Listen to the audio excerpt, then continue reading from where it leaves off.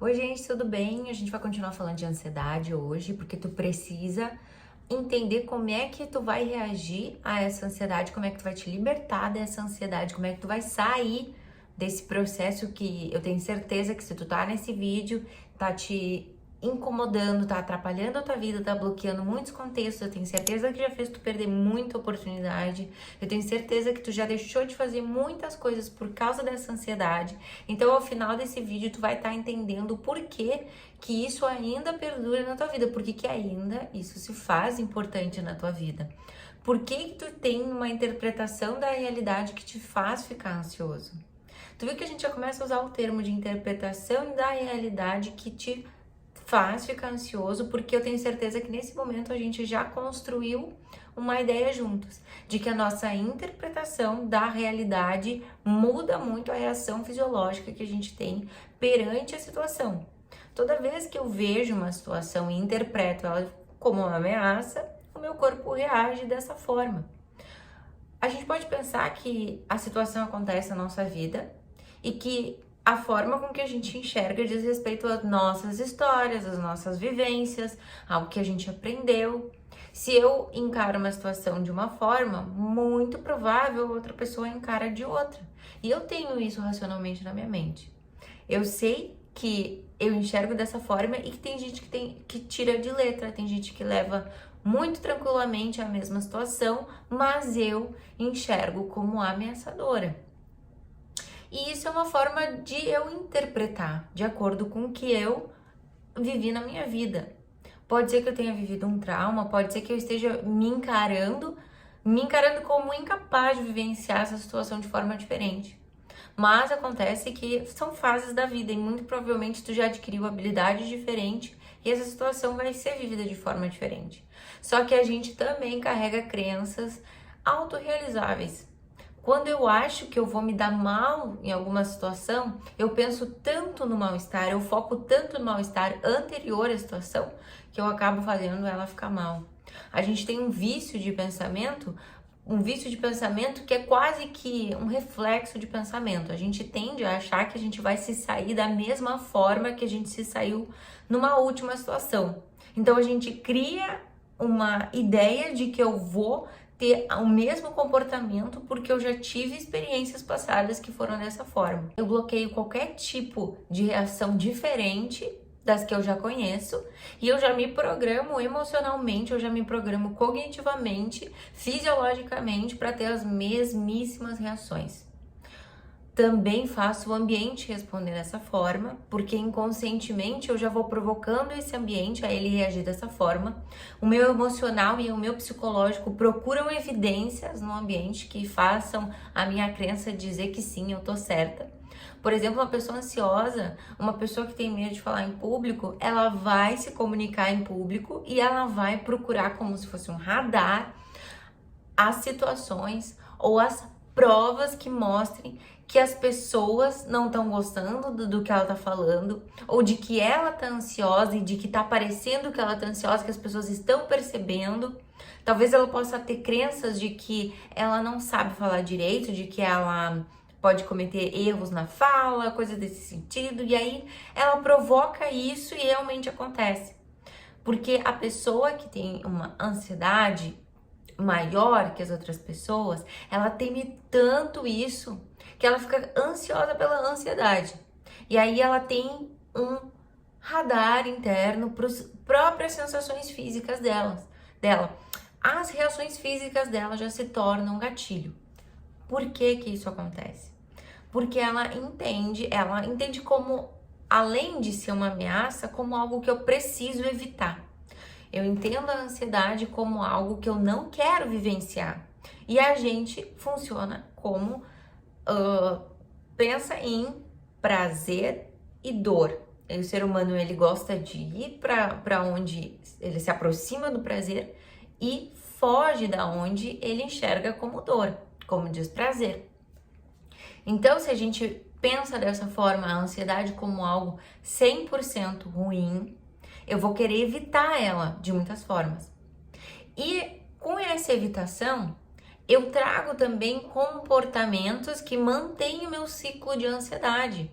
A gente diz que é um comportamento que mantém, comportamentos mantenedores de sintoma. A gente pode ter uma série de comportamentos mantenedores. Quando eu evito uma situação, ou quando eu tenho bengalas, vamos dizer assim.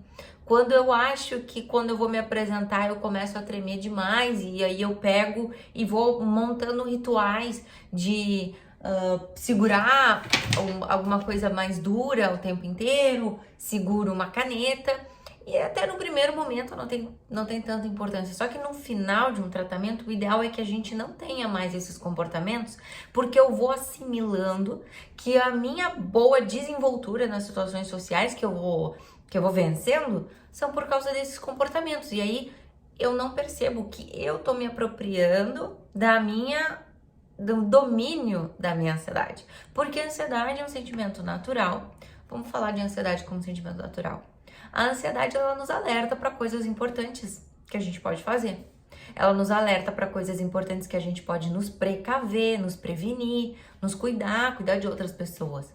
Mas quando a gente tem a ansiedade e a gente não consegue tomar nenhuma atitude referente a ela, por exemplo, vou dar um exemplo para ficar mais claro.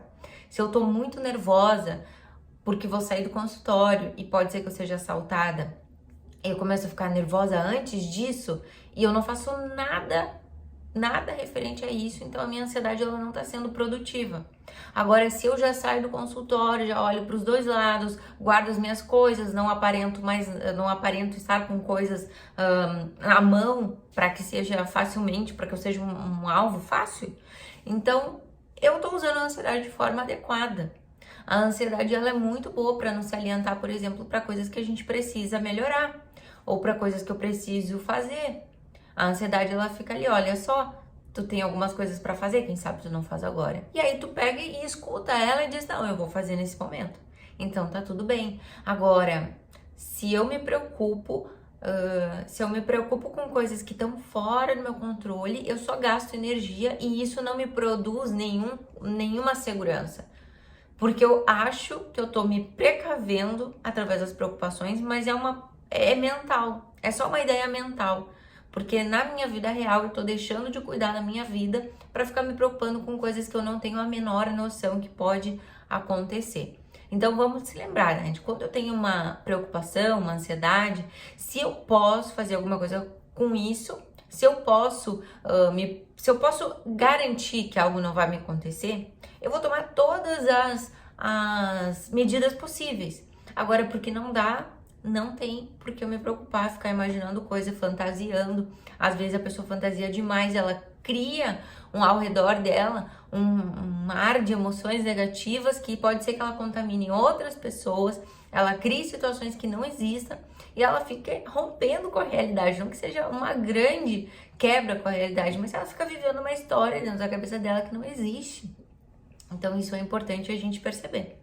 E a gente estava falando dos comportamentos mantenedores, né? Então quando a gente sofre de ansiedade, quando a gente interpreta essa ansiedade como uma coisa muito ruim, a gente vai cultivando comportamentos mantenedores.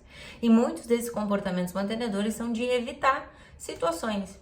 Eu evito de falar com alguém, eu evito de pedir uma informação, eu evito de me colocar numa experiência, eu evito de encontrar certos amigos, de me colocar em certos ambientes. E isso faz com que a minha vida fique limitada a coisas que eu conheço, pessoas que eu conheço, e eu acabo estagnando certas partes da minha vida por causa disso. Num primeiro momento, eu tenho uma sensação de alívio, mas depois aquela sensação de alívio não predomina mais, porque eu me sinto culpada, eu sei que eu deveria estar em outro lugar, eu sei que eu poderia estar vivendo outros momentos, e aí eu penso que eu tô estagnada, então isso me prende nesse momento. Tá? Então vamos pensar assim, para esse vídeo que a gente tá falando de comportamentos mantenedores do meu sintoma, vamos pensar o que eu faço para evitar o meu medo maior da ansiedade. Uma pessoa pode ter ansiedade para falar com alguém, uma ansiedade para falar em público, uma ansiedade por N situações, mas o que eu faço para evitar isso? O que me traz alívio, tá? Vamos pensar sobre isso. Porque quando a gente traz para a consciência, a gente consegue pensar o quanto isso realmente me alivia ou quanto agrava o meu sintoma, ou o quanto eu tô me enganando. Eu tô fazendo com que eu pense que essas situações estão me mantendo segura, mas na verdade não estão me mantendo seguras na minha vida real, só na minha mente, tá? Então esse vídeo tá chegando ao fim, tá? O meu nome é Julia Von Wurb, eu sou psicóloga. Já peço que deixe o teu like aqui, curta, se inscreve no meu canal e um beijo. Se quiser também deixa um comentário, que a gente pode abrir um canal de conversa entre eu e você, para que a gente consiga até pensar em próximos conteúdos, né? Então tá, um abraço, um beijo e até o próximo vídeo.